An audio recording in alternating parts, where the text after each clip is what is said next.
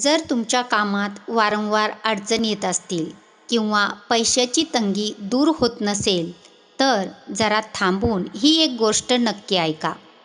I तुळजाभवानीची एक अशी शक्ती, हो, बरोबर ऐकलं आहे. आई तुळजाभवानीची एक अशी शक्ती जी तुमच्या आयुष्याला 3 दिवसात बदलू शकते. तर आजचा हा व्हिडिओ शेवटपर्यंत नक्की ऐका. नमस्कार आई तुळजाभवानी भक्तांनो. दिवसभराच्या धावपळीनंतर जेव्हा आपण रात्री झोपायला जातो, तेव्हा आपलं मन शांत असणे खूप गरजेचं असतं. तुमच्या आयुष्यात पैशाची तंगी आहे का? कामात यश मिळत नाही आहे किंवा घरामध्ये सतत संकटे, आजारपण आणि दुःखाचे वातावरण आहे का? तर काळजी करू नका. आजची ही रात्र तुमच्या आयुष्यात एक सकारात्मक बदल घेऊन येणार आहे. आपल्या कुलदैवतेची कृपा जर पाठीशी असेल, तर जगातील कोणतीही अडचण आपल्याला हरवू शकत नाही. आई तुळजाभवानी ही केवळ आपली कुलदेवता नाही, तर भक्ताच्या पाठीशी खंबीरपणे उभी राहणारी साक्षात आदिशक्ती आहे. आज जो मंत्र मी सांगत आहे, तो मंत्र आई तुळजाभवानी मातेचा एक अत्यंत शक्तिशाली आणि फलदायी मंत्र आहे. फक्त 3 दिवस, हो, फक्त 3 दिवस रोज सकाळी आणि संध्याकाळी हा मंत्र श्रद्धेने जपा. या मंत्राच्या श्रवणाने आणि जपाने घरातील सर्व नकारात्मक ऊर्जा नष्ट होते. आई तुळजाभवानी भक्तांनो, हा मंत्र तुमच्या आयुष्यात अथांग पैसा, ऐश्वर्य आणि समृद्धी घेऊन येणार आहे. हा मंत्र मुळातच पैसा, ऐश्वर्य आणि समृद्धी देणारा आहे. तुमच्या घरावर असणारी सर्व संकटे, कर्ज, दुःख आणि अडचणी या मंत्राच्या प्रभावाने कोसो दूर पळून जातील. आता एक काम करा. दररोज सकाळी, संध्याकाळी किंवा रात्री झोपण्यापूर्वी तुमच्या घरातील शांत ठिकाणी बसा. डोळे हलकेच बंद करा आणि मन शांत करा. दिवसभरात काय घडलं या सगळ्या गोष्टी काही मिनिटासाठी विसरून जा. दोन्ही हाताची घडी घाला किंवा ध्यान मुद्रेत बसा आणि आपल्या मनात आई तुळजाभवानीचे सुंदर, तेजस्वी रूप आठवा. हा मंत्र अतिशय श्रद्धेने आणि भक्तिभावाने ऐका किंवा मनातल्या मनात या मंत्राचा जप करा. हे आई तुळजाभवानी माते, जो भक्त हा मंत्र मनापासून जपेल किंवा ऐकेल, त्यांच्या आयुष्यातील सर्व संकटे दूर कर. त्यांच्या घरात सुख, शांती, समाधान आणि अपार समृद्धी, पैसा, ऐश्वर्य नांदू दे. आई तुळजाभवानी भक्तांनो, फक्त 3 दिवस सकाळी आणि संध्याकाळी हा मंत्र नित्यनेमाने जपा किंवा ऐका. आई तुळजाभवानीच्या कृपेने तुमच्या सर्व अडचणी नक्की दूर होतील. जर तुम्हाला आई तुळजाभवानी मातेवर श्रद्धा असेल, तर कमेंट्स बॉक्समध्ये आई राजा उदो उदो टाईप करा. व्हिडिओला लाईक करा आणि चॅनलवर नवीन असाल तर चॅनलला सबस्क्राईब मात्र जरूर करा. चला तर मग आई तुळजाभवानी मातेच्या शक्तिशाली मंत्रजपाला सुरुवात करूया. ओम श्री कुलदेवताय तुळजाभवानी ऐश्वर्य समृद्धी प्रदाय नमोस्तुते. ओम श्री कुलदेवताय तुळजाभवानी ऐश्वर्य समृद्धी प्रदाय नमोस्तुते. ओम श्री कुलदेवताय तुळजाभवानी ऐश्वर्य समृद्धी प्रदाय नमोस्तुते. ओम श्री कुलदेवताय तुळजाभवानी ऐश्वर्य समृद्धी प्रदाय नमोस्तुते. ओम श्री कुलदेवताय तुळजाभवानी ऐश्वर्य समृद्धी प्रदाय नमोस्तुते. ओम श्री कुलदेवताय तुळजाभवानी ऐश्वर्य समृद्धी प्रदाय नमोस्तुते. ओम श्री कुलदेवताय तुळजाभवानी ऐश्वर्य समृद्धी प्रदाय नमोस्तुते.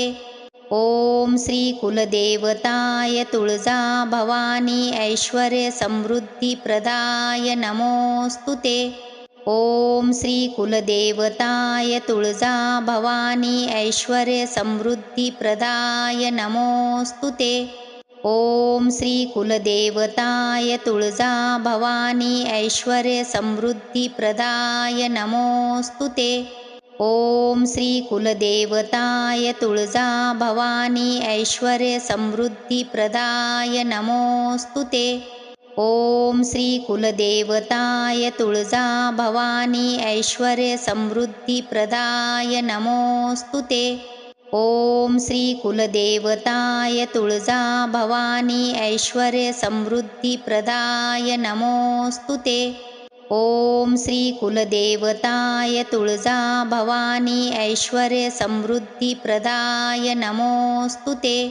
ओम श्री कुलदेवताय तुळजा भवानी ऐश्वर्य समृद्धी प्रदाय नमोस्तुते।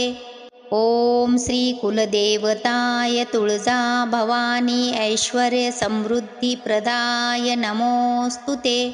ओम श्री कुलदेवताय तुळजा भवानी ऐश्वर्य समृद्धी प्रदाय नमोस्तुते। ओम श्री कुलदेवताय तुळजा भवानी ऐश्वर्य समृद्धी प्रदाय नमोस्तुते। ओम श्री कुलदेवताय तुळजा भवानी ऐश्वर्य समृद्धी प्रदाय नमोस्तुते। ओम श्री कुलदेवताय तुळजा भवानी ऐश्वर्य समृद्धी प्रदाय नमोस्तुते। ओम श्री कुलदेवताय तुळजा भवानी ऐश्वर्य समृद्धी प्रदाय नमोस्तुते। ओम श्री कुलदेवताय तुळजा भवानी ऐश्वर्य समृद्धी प्रदाय नमोस्तुते। ओम श्री कुलदेवताय तुळजा भवानी ऐश्वर्य समृद्धी प्रदाय नमोस्तुते। ओम श्री कुलदेवताय तुळजा भवानी ऐश्वर्य समृद्धी प्रदाय नमोस्तुते। ओम श्री कुलदेवताय तुळजा भवानी ऐश्वर्य समृद्धी प्रदाय नमोस्तुते। ओम श्री कुलदेवताय तुळजा भवानी ऐश्वर्य समृद्धी प्रदाय नमोस्तुते। ओम श्री कुलदेवताय तुळजा भवानी ऐश्वर्य समृद्धी प्रदाय नमोस्तुते। ओम श्री कुलदेवताय तुळजा भवानी ऐश्वर्य समृद्धी प्रदाय नमोस्तुते। ओम श्री कुलदेवताय तुळजा भवानी ऐश्वर्य समृद्धी प्रदाय नमोस्तुते। ओम श्री कुलदेवताय तुळजा भवानी ऐश्वर्य समृद्धी प्रदाय नमोस्तुते। ओम श्री कुलदेवताय तुळजा भवानी ऐश्वर्य समृद्धी प्रदाय नमोस्तुते। ओम श्री कुलदेवताय तुळजा भवानी ऐश्वर्य समृद्धी प्रदाय नमोस्तुते।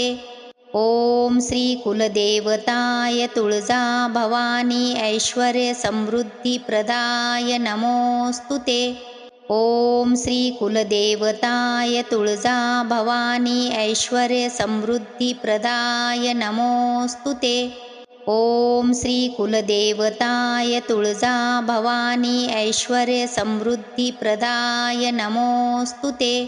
ओम श्री कुलदेवताय तुळजा भवानी ऐश्वर्य समृद्धी प्रदाय नमोस्तुते।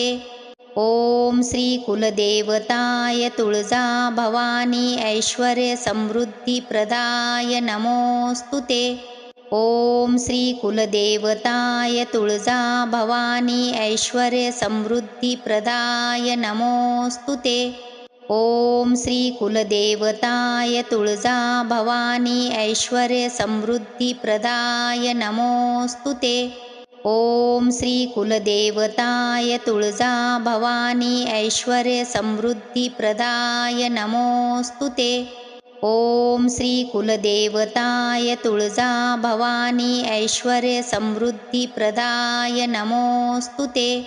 ओम श्री कुलदेवताय तुळजा भवानी ऐश्वर्य समृद्धी प्रदाय नमोस्तुते। ओम श्री कुलदेवताय तुळजा भवानी ऐश्वर्य समृद्धी प्रदाय नमोस्तुते।